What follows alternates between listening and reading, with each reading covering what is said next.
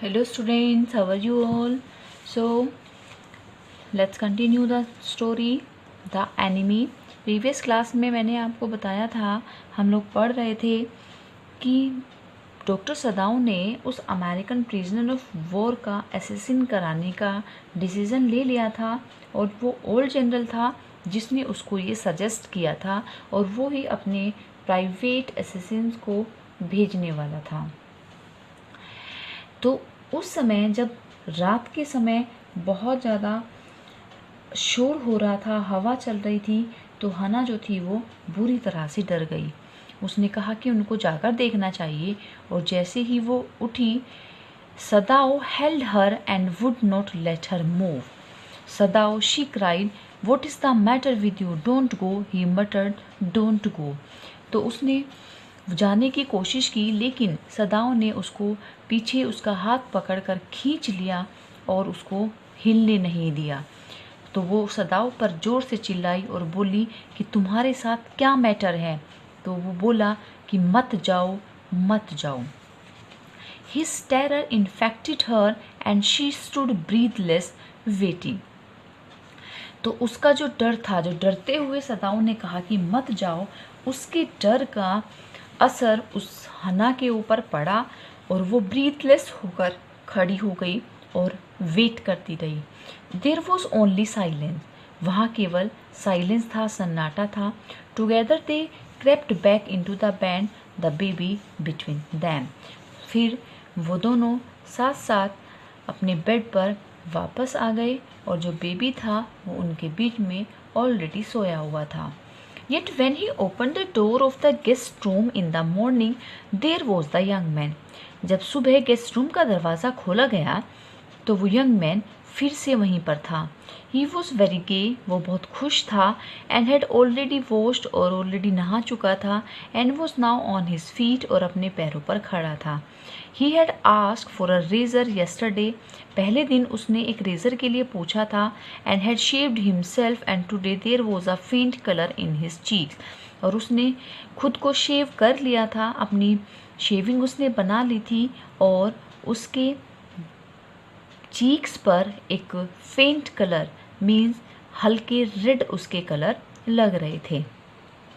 I am well, he said joyously, तो बहुत ही खुश होकर उसने कहा कि मैं बिल्कुल ठीक हूँ। Sadao drew his kimono round his very body, he could not, he decided suddenly go through another night.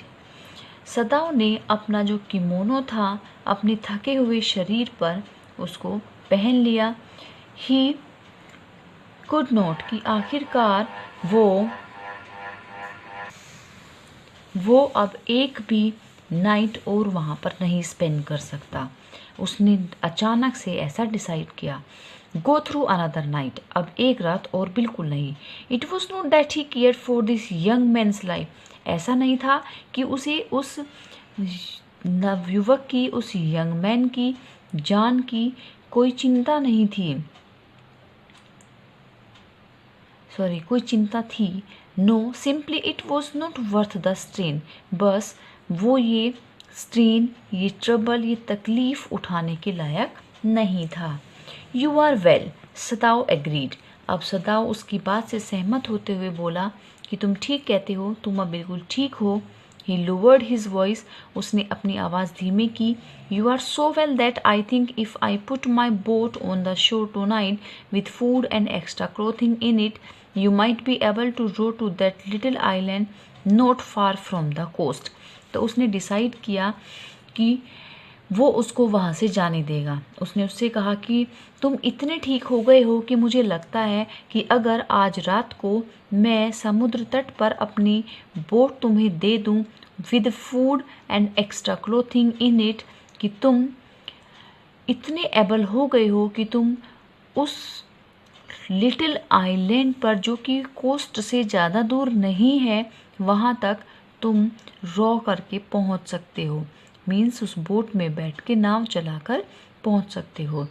It is so near the coast that it has not been worth fortifying, और उसने उसको ये भी कहा कि वो बहुत छोटा सा है, इतना पास है कि worth fortify, word fortify means कि वो बहुत ही प्रोटेक्टिंग भी है, मीन्स वहाँ पर तुम बहुत ही प्रोटेक्शन के साथ रह सकते हो। नोबडी लिव्स ऑन इट, वहाँ पर कोई भी नहीं रहता। Because in storm it is submerged, क्योंकि तूफान में वो सबमर्ज्ड हो जाता है, डूब जाता है पानी में। But this is not the season off storm, लेकिन ये समय सीज़न जो है ये स्टॉर्म का नहीं है। You could live there until you saw a Korean fishing boat pass by, और तुम तब तक वहाँ पर रह सकते हो जब तक कि तुम्हें कोई कोरियन फिशिंग बोट वहाँ से गुजरती हुई ना दिखे। They passed quite near the island because the water is many fathoms deep there, वो वहाँ से उस आइलैंड के काफ़ी पास से गुज़रते हैं क्योंकि वहाँ का जो पानी है वो काफ़ी गहरा है। फैदम्स क्या होता है? फैदम्स जो है वो समुद्र के गहराई नापने की यूनिट होती है। The young man stared at him, तो जो यंग मैन था उसने उसको देखा, उसको घूर कर देखा। स्लोली कॉम्प्रिहेंडिंग, धीरे धीरे समझता रहा। Do I have to, he asked, तो उसने पूछा कि क्या ऐसा मुझे करना ही पड़ेगा? I think so, Sadao said gently, तो सदाओ ने बहुत ही जेंटली उसको कहा कि हाँ मैं ऐसा ही मानता हूँ। You understand it's not hidden that you are here, कि अब तुम यहाँ पर हो ये बात किसी से छिपी हुई नहीं है।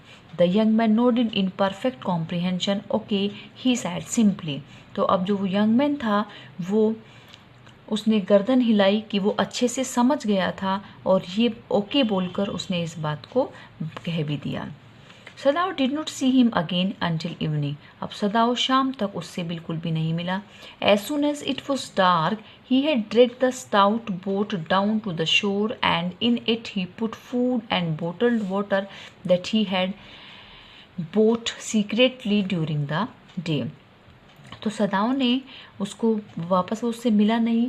एज सुन एज, जैसे ही अंधेरा हुआ उसने उस मजबूत बोट को, स्टाउट मीन्स मजबूत बोट को ड्रैग्ड कर लिया, खींच कर तट तक वो ले आया, और फिर उसमें खाना और पानी की जो बॉटल्स थी वो रख दी, जो कि वो सीक्रेटली दिन के समय खरीद कर लाया था। As well as two quills he had bought at a pawn shop, और एक साहूकार की दुकान से उसने 2 रजाइयाँ भी खरीद ली थी। The boat he tied to a post in the water for the tide was high, अब उसने उस बोट को एक पोस्ट मीन्स एक खंबे से बांध दिया क्योंकि जो लहरें थी वो काफ़ी ऊंची थी। देयर वॉज नो मून, चांद की रोशनी बिल्कुल नहीं थी। And he worked without a flash light, और वो फिर भी बिना टॉर्च के ही काम करता रहा था। सदाओ came to the house he entered as though he were just back from his work, so सदाओ ने अपने घर में बिल्कुल वैसे ही एंटर किया मानो वो जस्ट अपने काम से वापस आया हो। एंड सो हना न्यू नथिंग, ताकि हना को कुछ भी पता ना चले। Yumi was here today, she said as she served his supper, जब उसने उसको डिनर, रात का खाना उसको सर्व किया तो उसने कहा कि यूमी आई हुई है। दो she was so modern still she did not eat with him, हालांकि जो हना है वो काफ़ी मॉडर्न है बट फिर भी she did not eat with him, उसने उसके साथ कभी भी खाना नहीं खाया, एक ही प्लेट में कभी नहीं खाया। Yumi cried over the baby, she went on with a Sai, she Mrs him so, तो उसने कहा कि यूमी बच्चों से मिलकर बहुत ज़्यादा रोई, और वो एक लॉन्ग ब्रीथ लेते हुए बोलती गई कि वो बच्चों को बहुत ज़्यादा याद करती है। The servants will come back as soon as the foreigner is gone, Sadao said, तो सदाओ ने कहा कि जैसे ही वो फॉरेनर वहाँ से चला जाएगा, वो अमेरिकन चला जाएगा, सर्वेंट्स भी वापस आ जाएंगे। He went into the guest room that night before he went to bed himself and checked carefully the American's temperature. फिर वो उस गेस्ट के रूम में गया रात के समय जहाँ पर वो यंग मैन था, एंड केयरफुली उसका टेम्परेचर चेक किया। The state of the wound, उसके घाव की क्या कंडीशन थी वो चेक की। And his heart and pulse, उसका पल्स और हर्ट भी चेक किया। द पल्स वॉज इरेगुलर, जो पल्स थी वो थोड़ी अनियमित थी, इरेगुलर थी, but that was perhaps because of excitement, but maybe वो थोड़ी इरेगुलर एक्साइटमेंट की वजह से थी। The young man's pale lips were press together and his eyes burn, जो उसकी आंखें थी वो जल रही थी और जो उसके होठ थे वो पीले थे और उसने वो बहुत ही टाइटली क्लोज किए हुए थे।